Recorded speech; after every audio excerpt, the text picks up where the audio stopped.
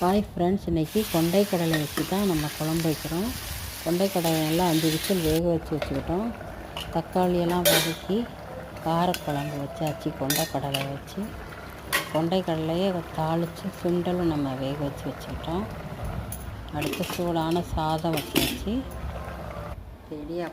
இடியாப்பம் செஞ்சுருக்கோம் நைட் டின்னருக்கு. இங்கே பாருங்கள், சத்து மிகுந்த ராகி இடியாப்பம் நமக்கு ரெடி ஆயிடுச்சு.